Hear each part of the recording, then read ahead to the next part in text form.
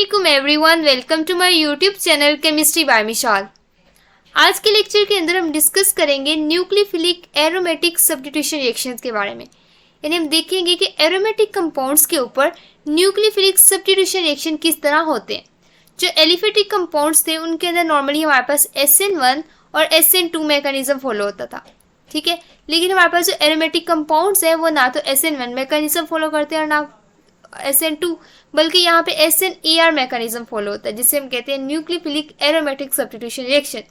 S stands for substitution, N stands for nucleophilic and AR stands for aromatic. यानी aromatic compounds के अंदर nucleophilic substitution reaction का mechanism देखेंगे।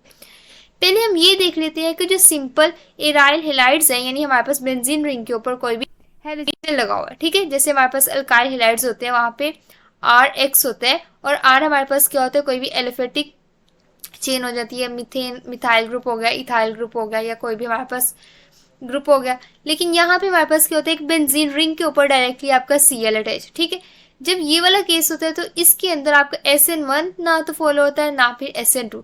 यानी अगर आप सिंपली इसके अंदर सोडियम हाइड्रोक्साइड डालो और आप वाटर की प्रेजेंस में से हीट करो तो OH नेगेटिव इस Cl से रिप्लेस नहीं होगा। यानी यहाँ पे हमारे पास न्यूक्लियोफिलिक सब्स्टिट्यूशन रिएक्शन नहीं होगा इन दिस केस, जब हमारे पास क्लोरोबेंजीन के ऊपर आप डायरेक्टली NaOH डालो। इसी तरह अगर आप एराइल हैलाइड की बात करें जिसके अंदर आपका sp2 कार्बन के साथ आपका हेलोजन अटैच है, इस केस में भी हमारे पास सोडियम हाइड्रोक्साइड के थ्रू आपका डायरेक्टली जो है वो न्यूक्लियोफिलिक सब्स्टिट्यूशन रिएक्शन नहीं हो सकता।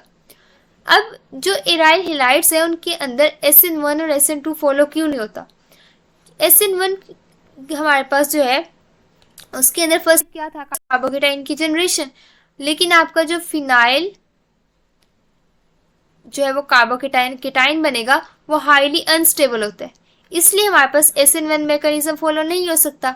अगर हम बात करें SN2 मैकेनिज्म की तो हमारे पास ये जो आपको मैंने एराइल हैलाइड यहाँ पे शो किया हुआ है, यहाँ पे जो न्यूक्लियोफाइल है वो X जिस कार्बन के साथ अटैच है उस कार्बन पे बैक साइड से अटैक नहीं कर सकता due to presence of benzene ring. इसलिए हमारे पास ना तो SN2 मैकेनिज्म फॉलो होता है और ना ही SN1 मैकेनिज्म फॉलो होता है। दूसरी बात ये कि जब हम कोई भी एराइल हैलाइड की बात करें, जैसे मैं यहाँ पे क्लोरोबेंजीन की बात कर रही हूँ, तो आपने इसके जनरल ऑर्गेनिक केमिस्ट्री में इसके रेजोनेटिंग स्ट्रक्चर बनाना सीखे होंगे। उसके अंदर हमारे पास एक इसका रेजोनेटिंग स्ट्रक्चर कुछ यूँ बनता है जिसमें हमारे पास यहाँ पे क्लोरीन और कार्बन के दरमियान डबल बॉन्ड बन जाता है, और यहाँ पे आपके एक पाई बॉन्ड और यहाँ पे एक पाई बॉन्ड और ये आपका नेगेटिव चार्ज, कुछ ये फॉर्म बनती है। अब यहाँ पे जो आपका क्लोरीन है इसके ऊपर पॉजिटिव चार्ज आ गया, यहाँ पे हमारे पास डबल बॉन्ड करैक्टर जनरेट हो गया। यानी हमारे पास इसके रेजोनेंस हाइब्रिड के अंदर क्या है, पार्शियल डबल बॉन्ड करैक्टर है in between carbon and chlorine. इसलिए हम कहते हैं कि यहाँ पे क्या है कि ये जो C और Cl का जो बॉन्ड है ये टूटना मुश्किल है। अब और एक रीज़न क्या होती है कि आपका जो बेंजीन रिंग है जो हमारे पास इस क्लोरीन के साथ लगा हुआ है, ठीक है। अब ये जो बेंजीन है वो खुद हमारे पास क्या है, एक न्यूक्लियोफाइल है, क्योंकि इसके पास क्या है, पाई इलेक्ट्रॉन का क्लाउड है। तो इसके ऊपर हमारे पास न्यूक्लियोफिलिक सब्स्टिट्यूशन रिएक्शन नहीं हो सकता। यानी आपका जो न्यूक्लियोफाइल है इस नेगेटिवली चार्ज जो रिंग है इसके ऊपर अटैक नहीं कर सकता। ये कब इसके ऊपर अटैक करेगा, जब यहाँ पे कोई ऐसा ग्रुप अटैच हो जो इस रिंग के अंदर पॉजिटिव चार्ज क्रिएट कर दे, ठीक है। यानी हमारे पास किसी भी सेंटर के ऊपर अगर ये पॉजिटिव चार्ज क्रिएट हो जाता है तो तब हमारे पास यहाँ पे न्यूक्लियोफिलिक सब्स्टिट्यूशन रिएक्शन हो सकता है। और रिंग के ऊपर पॉजिटिव चार्ज कब जनरेट होता है, ये आपने जनरल ऑर्गेनिक केमिस्ट्री के लेक्चर्स के अंदर देखा होगा कि पॉजिटिव चार्ज तब क्रिएट होता है जब हमारे पास एक स्ट्रॉन्ग इलेक्ट्रॉन विड्रॉइंग ग्रुप आपके बेंजीन रिंग के साथ अटैच हो। तो हमारे पास nucleophilic substitution reaction in aromatic compounds तब होता है जब आपका कोई भी इलेक्ट्रॉन विड्रॉइंग ग्रुप भी अटैच हो विद क्लोरीन या ब्रोमीन। यानी आपका एराइल हैलाइड के साथ आपकी बेंजीन रिंग के ऊपर कोई भी नाइट्रो ग्रुप अटैच हो गई या CN ग्रुप अटैच हो गई, यानी कोई ऐसा ग्रुप जो इलेक्ट्रॉन विड्रॉइंग ग्रुप हो, उस केस में हमारे पास यहाँ पे SNAR मैकेनिज्म फॉलो होगा। अब यहाँ पे एक रिएक्शन मैंने आपको शो किया हुआ है जिसमें आपकी क्लोरोबेंजीन है और इसकी ऑर्थो पोजीशन पे एक नाइट्रो ग्रुप है, यानी इलेक्ट्रॉन विड्रॉइंग ग्रुप अटैच है, ठीक है। अब ये जो आपका इलेक्ट्रॉन विड्रॉइंग ग्रुप है इसकी प्रेजेंस की वजह से ये रिएक्शन प्रोसीड हो सकता है, क्योंकि ये क्या करेगा, बेंजीन रिंग की क्या करेगा, इलेक्ट्रॉन डेंसिटी को कम कर देगा। एज ए रिजल्ट हमारे पास अटैक करना ईजी हो जाएगा और आपका जो OH नेगेटिव है वो इस Cl पे अटैक वाली कार्बन पे अटैक कर सकेगा, और जब ये अटैक करेगा तो Cl लीव करके चला जाएगा। अब हमारे पास इसका हमें मैकेनिज्म हम देखते हैं, लेकिन असल में हुआ क्या कि OH ने जैसे इस कार्बन पे अटैक किया तो आपका जो Cl है वो लीव करके चला जाता है। अब फर्स्ट स्टेप में क्या होता है, एडिशन होती है। ये नहीं होता कि डायरेक्टली अटैक किया और ये लीव करके चला गया। यानी फर्स्ट पे क्या होता है कि आपका OH नेगेटिव यानी आपका जो न्यूक्लियोफाइल है वो ऐड होता है। जैसे वो इस कार्बन पे ऐड होगा, सेकेंड स्टेप के अंदर क्या होगा कि आपकी एलिमिनेशन होगी। जैसे मैं यहाँ पे अगर इसका मैकेनिज्म बताऊँ तो क्या होगा, फर्स्ट स्टेप के अंदर आपका हाइड्रोक्सल जब इस कार्बन पे अटैक करेगा, क्योंकि ये कार्बन इस इलेक्ट्रॉन विड्रॉइंग ग्रुप की वजह से हमारे पास इस जो बेंजीन रिंग है यहाँ पे कोई ना कोई इलेक्ट्रॉन डेफिशिएंसी आ गई है। जैसे हमारे पास पहले ये इलेक्ट्रॉन रिच था उतना वो इलेक्ट्रॉन रिच नहीं रहा due to presence of NO2। अब यहाँ पे OH नेगेटिव अटैक करेगा तो हमारे पास क्या होगा कि यहाँ पे क्योंकि कार्बन हमारे पास 5 बॉन्ड्स नहीं बना सकता, तो जब C और OH का बॉन्ड बनेगा तो ये जो पाई बॉन्ड है वो ब्रेक कर जाएगा और यहाँ पे इलेक्ट्रॉन आ जाएंगे। अब यहाँ पे एक कार्बन Cl बॉन्ड था, एक कार्बन कार्बन सिग्मा बॉन्ड था और एक कार्बन कार्बन पाई बॉन्ड था। जब OH नेगेटिव ने अटैक किया इस कार्बन पे तो कौन सा बॉन्ड तोड़ेगा, जो सबसे वीक होगा, और सबसे वीक बॉन्ड कौन सा होता है, पाई बॉन्ड। तो इसलिए हमारे पास क्या हुआ कि कुछ ऐसी फॉर्म बनी जिसके अंदर यहाँ पे आपका नेगेटिव चार्ज क्रिएट हो गया, जैसे यहाँ पे शो किया हुआ है, ठीक है। तो आपके पास ये वाला स्ट्रक्चर बन गया। अब ये जो आपके पास इंटरमीडिएट बना है ना कार्बेनाइन, ये हमारे पास क्या है, रेजोनेंस की वजह से स्टेबलाइज है, क्योंकि अगर आपका ये नेगेटिव चार्ज इधर आ जाए तो ये वाला बॉन्ड यहाँ पे शिफ्ट हो जाएगा, ठीक है। अगर हम इसी फॉर्म को देखें तो क्या हो सकता है कि ये जब नेगेटिव चार्ज यहाँ पे मूव करेगा तो आपके नाइट्रोजन और कार्बन के दरमियान डबल बॉन्ड शो हो जाएगा।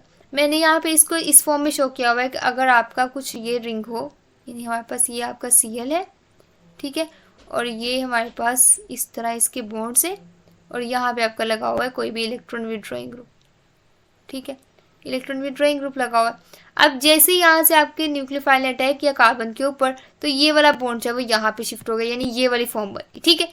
अब ये जो नेगेटिव चार्ज है जब यहाँ पे मूव करेगा तो क्या होगा कि ये वाले पाई इलेक्ट्रॉन्स क्या कर जाएंगे, इस कार्बन के ऊपर मूव कर जाएंगे और कार्बन पे आ जाएगा नेगेटिव चार्ज।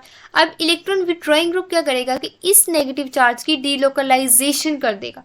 अब डीलोकलाइजेशन जब करेगा तो क्या होगा कि ये इस नेगेटिव चार्ज को इधर ले आएगा और ऑक्सीजन के ऊपर आ जाएगा नेगेटिव चार्ज।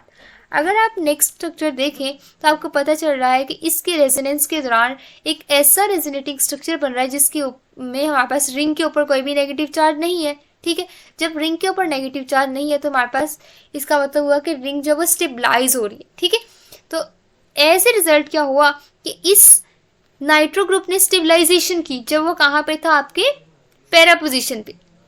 इसी तरह आपकी ऑर्थो और पैरा पे आ रहा है नेगेटिव चार्ज, यहाँ पे ऑर्थो पे नेगेटिव चार्ज आया था। अगर मैं इसको रेज करूँ तो आपको सही तरीके से दिखाई देगा कि यहाँ पे आपकी ऑर्थो पोजीशन पे नेगेटिव चार्ज आया था और यहाँ पे आपकी पैरा। अब हमारे पास नेगेटिव चार्ज कौन कौन सी पोजीशन पे आ रहा है, ऑर्थो या पैरा पे। तो अगर ऑर्थो और पैरा पे आपका इलेक्ट्रॉन विड्रॉइंग ग्रुप होगा तब हमारे पास ये काम होगा कि आपका न्यूक्लियोफिलिक सब्स्टिट्यूशन रिएक्शन हो पाएगा, क्योंकि नेगेटिव चार्ज अगर ऑर्थो या पैरा पे हो तभी हमारा इलेक्ट्रॉन विड्रॉइंग ग्रुप जो है उसको स्टेबलाइज कर पाएगा। लेकिन अगर आपका नाइट्रो ग्रुप यहाँ ना होता बल्कि आपकी मेटा पोजीशन पे होता, ठीक है, बेंजीन रिंग में मेटा पोजीशन पे होता तो वो इस नेगेटिव चार्ज को डिलोकलाइज कर ही नहीं सकता था। क्यों नहीं कर सकता था, क्योंकि उस केस में ये वाला फिनोमिना हो ही नहीं सकता था जिसपे आपके इलेक्ट्रॉन्स जो है वो इस तरह मूव करें और ऑक्सीजन के ऊपर नेगेटिव चार्ज आए। तो इसलिए हमारे पास जब भी आपका नाइट्रो ग्रुप या कोई भी इलेक्ट्रॉन विड्रॉइंग ग्रुप ऑर्थो या पैरा पोजीशन पे हो तब आपके पास ये वाला मैकेनिज्म फॉलो हो सकता है, अदरवाइज फॉलो नहीं होगा। अब इसी तरह नेक्स्ट स्टेप में क्या होगा कि ओ नेगेटिव का जो चार्ज है माइनस वो इधर आया, ये बॉन्ड यहाँ पे शिफ्ट हुआ तो हमारे पास क्या हो सकता है कि ये इलेक्ट्रॉन्स यहाँ पे शिफ्ट हो सकते हैं। यहाँ पे नेगेटिव चार्ज आ गया, नेक्स्ट स्टेप में क्या होगा कि ये इधर मूव करेगा, ठीक है, और हमारे पास ये जो Cl है वो लीव करके जा सकते हैं। यानी क्या होगा कि जैसे ही यहाँ पे मूव करेगा आपका Cl नेगेटिव की फॉर्म में रिमूव हो जाएगा, ठीक है। आपका ओवरऑल क्या हुआ कि OH ने रिप्लेस कर लिया आपके Cl, यानी एक न्यूक्लियोफाइल ने दूसरे न्यूक्लियोफाइल को रिप्लेस किया तो ये क्या हुआ, न्यूक्लियोफिलिक सब्स्टिट्यूशन रिएक्शन। और इसके अंदर हमारे पास एक इंटरमीडिएट था जो हाईली स्टेबल था ड्यू टू रेजोनेंस जब आपका इलेक्ट्रॉन विड्रॉइंग ग्रुप ऑर्थो या पैरा पोजीशन पे हो। अब ये जो आपका कार्बेनाइन बना है इसका बेसिकली कहते हैं मिसन-हैमर इंटरमीडिएट। ये एक साइंटिस्ट के नेम पे इस इंटरमीडिएट का नाम रखा हुआ, मिसन-हैमर इंटरमीडिएट। और इस इंटरमीडिएट की खुसूसियत ये है कि ये बहुत ही ज़्यादा हाईली स्टेबल होता है। अगर हम रेट ऑफ रिएक्शन को कंपेयर करें इसको और इसको, दोनों कंपाउंड्स को, तो आप देख रहे हैं कि फर्स्ट के केस में हमारे पास एक ऑर्थो पोजीशन पे और एक पैरा पोजीशन पे नाइट्रो ग्रुप अटैच है, और दूसरे केस में क्या है, 3 नाइट्रो ग्रुप अटैच है, 2 ऑर्थो पे है और एक पैरा पे है। तो किसका रेट ऑफ रिएक्शन ज़्यादा होगा, तो ऑब्वियसली इसका रेट ऑफ रिएक्शन ज़्यादा होगा।